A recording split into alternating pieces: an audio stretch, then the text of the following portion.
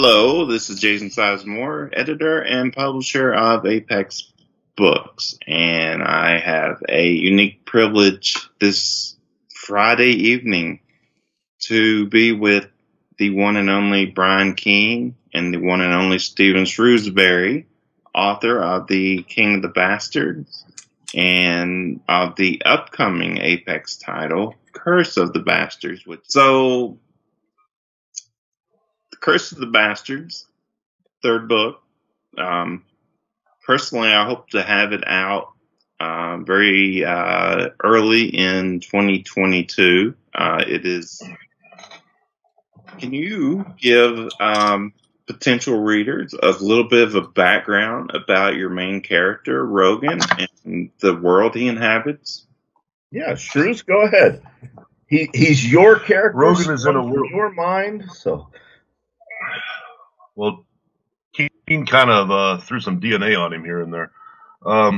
It's in a time before the Great Flood, in a realm that's like forgotten, not necessarily like the Hyborian Age. It's closer to the Great Flood because they know it's coming. But it's in a realm where Nephilim and demons walk and things are around and things like that. And magic is, and he's a hard ass character. He's lived a long life, and it's funny, we took a character like that wasn't a young, tough, badass, and he's older, and he was more, I don't think I could have written, or maybe yourself either, Brian, a guy like that when we were in our 20s.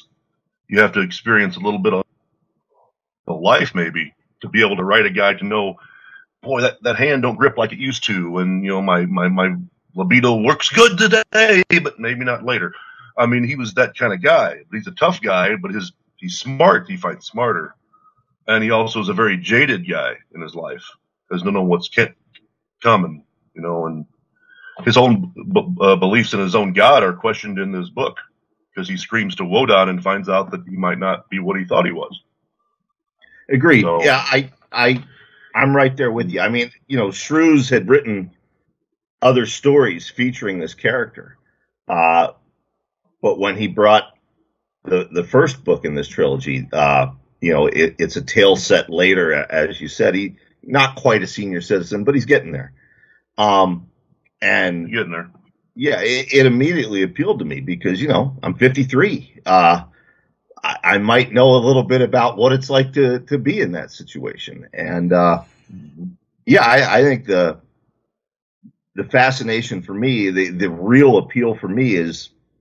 We take this throwback character. I mean, this is every Robert E. Howard character, every 1980s action movie hero. This throwback idea of masculinity, and getting to actually talk about that and how aging would impact a character like that and their mindset. That's been the real appeal for me. There's also lots of swordplay and lots of monsters and lots of fighting, and that's going to be fun to write whether I'm 13 or 53. But yeah, I agree. The appeal for me is let's really talk about age and what that does to a person like this specifically. Well, Plus, this started. This book didn't exist one day when Brian was talking about his incident in Kentucky with Hunter S. Thompson's home, and some kid or someone who didn't know who that was, and you were taken aback by the fact that somebody wouldn't know who that is. And I got imagining, what if this character Rogan's best hero he had, some punk ass kid didn't know who that was? Now, granted, Brian didn't crucify the guy on the front lawn like Rogan did to this kid, but I'm sure that crossed his mind. But I was working on parts for military stuff while I'm talking to Brian. I'm like, huh, and it just like that was the gist of it. Is he got thinking, is anybody going to remember me, and is he going to give a shit at the end? So that was sort of a couplet that. Then the rest of the stuff about the land of Nod and demons and everything else, that just kind of came later. But that's where that all come from. That was Imaginarium. I can't remember the year. Actually, if I go over here to my award shelf, I can tell you what year it was. 2016. because we won best fantasy novel there. But yeah, my girlfriend, writer Mary San Giovanni, and we visited Hunter S. Thompson's childhood home. And, we're respectful because it's a private residence, so we're not sitting in the people's yard or anything. We're out in the street in the car looking. And the postal carrier comes by and asks us if we need help. And we're like, no, we're just, taking a look at Hunter S. Thompson's childhood home. And she had no idea who Hunter S. Thompson was. And it bothered me all weekend because this is inarguably one of the most important writers of the 20th century, someone I would equate with Mark Twain. And the postal carrier on this author's hometown route doesn't know who he is. What does that mean for, mid-list pulp writers like ourselves when we're gone? And yeah, a lot of that got channeled into Curse of the Bastards. Say an offhand comment and make that happen. Well, I don't know if you remember, we did King of the Bastards and Throne of the Bastards, and people were asking us, are you guys going to do a third book? And I said, at the time I said, well, I think Shrews is going to do other stories and stuff with Rogan, but nothing in this area because we didn't really have an idea for a third book until that happened. Right, the older. Yeah, and it was just kind of this, and I me, I was probably watching something about the Land of Nod at the time or something, and my brain knows how it works, and it just all kind of came together that way, the ultimate thing. But we had never really said, well, where are him and Jay Van going next? We almost figured they'd be going back to where they came from, not journeying across the country where he'd been before, or the land. Right. And I was planning on writing, and I have written some novels with him as a younger guy now, which is the opposite of the spectrum, where he's older and experienced. Well, now when he's young and sassy and a smartass in the Killer of Giants novel I have, he's also not as smart.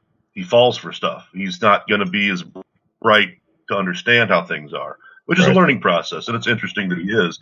And you discover why he's a jaded prick when he's the way he is, and how things can really hurt you into your soul.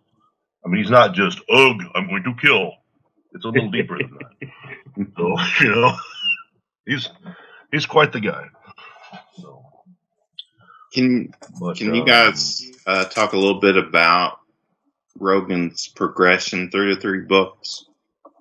To me, that's one of the more fascinating aspects of the series. Well, he'd kind of withdrawn at the beginning of the first one because he didn't want to be. He'd kind of attained everything he thought he could have, abdicated his throne, and thought, okay, fuck this, I'm retiring, which is what we all think we can live long enough to do. Especially when you get this old, you can almost see the light at the end of the tunnel. I don't know if I'll ever make it, but I'll try. Anyhow, and then he's thrown back into it again. The sins of your past come back to you. And he learns, and he's like, well, I got to go back then. He's got to do this. And he basically, and in Curse, I think he basically discovers that, geez, did any of it matter? Did all this thing I've done in my life, did it matter? And do I give a shit at the end? Is it going to matter, or is it going to just have to be good enough? Am I going to have to be happy with myself, or am I not worried about being happy? It was just the way he was. So, because even in his old age, he changes a little, and we grow a little bit as we get older. Not just outwardly, but we do a little. Yeah, I think I would echo all of that, and I would piggyback on that. Personal experience. We are. You hear the term a lot, particularly in regards to our parents' generation. Well, they're a person of their time. And that often is used as a hand wave to excuse behavior that's not acceptable or thinking that's not acceptable. Right. And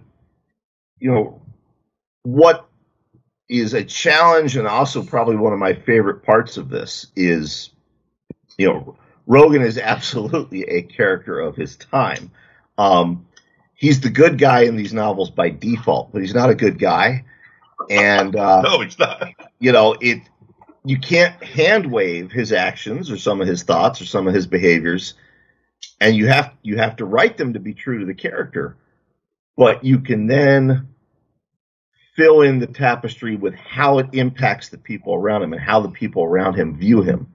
You know, and it's challenging. I think it's one of the more interesting aspects of the book. How do we stay true to the character, but how do we also speak to how the character's attitudes and behavior impact those around him? You know? Yeah, because he's not a very politically correct guy. No. Which it's not something when you write him, it isn't like, ha ha, I'm going to get away with saying this. You're in the character and you tell him the way he is. I've never gone out of my way to make him be any more of a prick than he has to be. Someone asked me at a convention once, that scene in the first book when he wipes the blood off the sword on the girl's hair, what'd you come up with that from? I said, I didn't write that part. That's got to be Keene that did that. So I said, I don't really remember. So he was just being me, and I, you know, she was a snot, and he just did it. He just, that's the part of him. Would I do that? No. Would most of my protagonists do that? No. But this is a character who would do that, you know, and you know, he was just trying to flip her out, and it worked.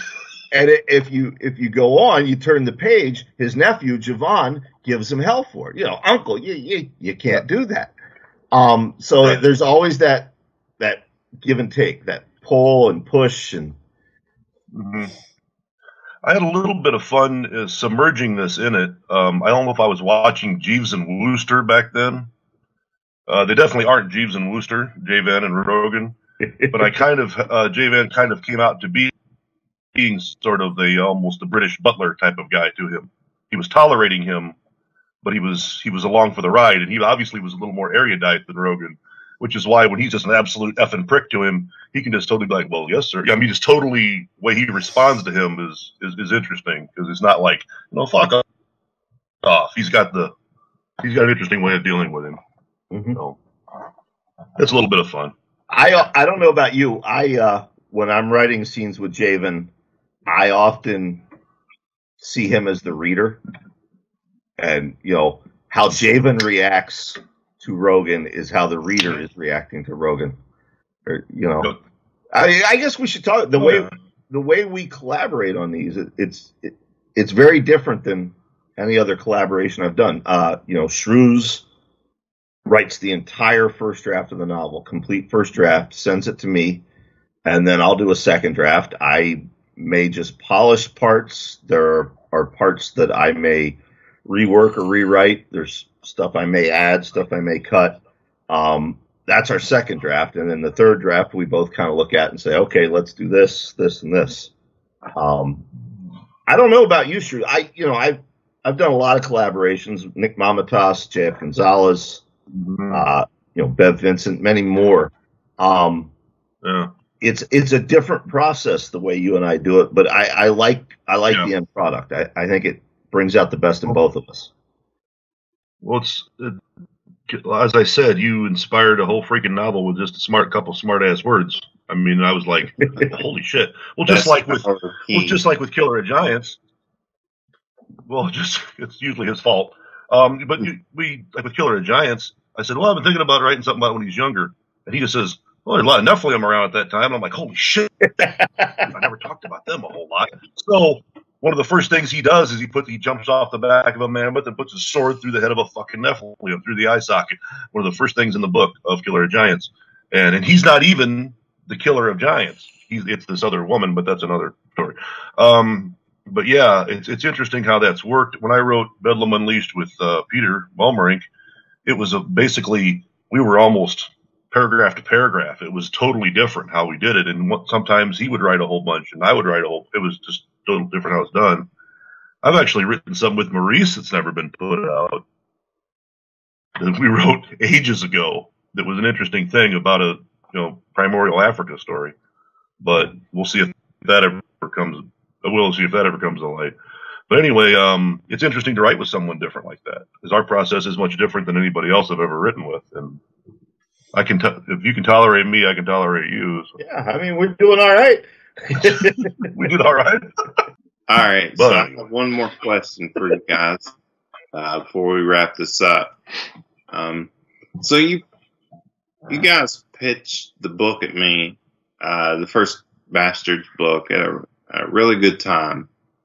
I was really into grim dark at the time that the conversation started about the Bastards. I was really big into Joe Abercrombie and Richard K. Morgan.